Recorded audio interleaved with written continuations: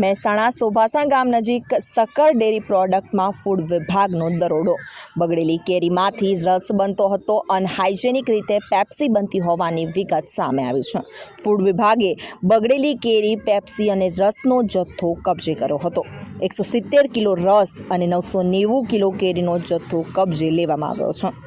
Sample લેવાની કામગીરી ચાલુ હોય. બજારનો રસ આરોગતા પહેલા સાવધાન, તમારું સ્વાસ્થ્ય બગડી શકે છે.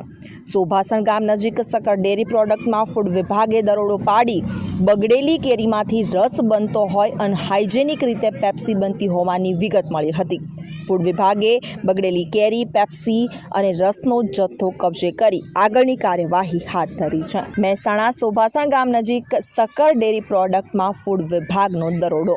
બગડેલી કેરીમાંથી રસ બનતો હતો. અનહાઇજેનિક રીતે પેપ્સી બનતી હોવાની વિગત સામે આવી છે. ફૂડ વિભાગે બગડેલી કેરી, પેપ્સી અને રસનો જથ્થો કબજે કર્યો હતો. 170 કિલો રસ અને 990 કિલો કેરીનો જથ્થો કબજે લેવામાં આવ્યો છે. સેમ્પલ લેવાની કામગીરી ચાલુ હોય. બજારનો રસ આરોગતા પહેલા સાવધાન, તમારું સ્વાસ્થ્ય બગડી શકે છે.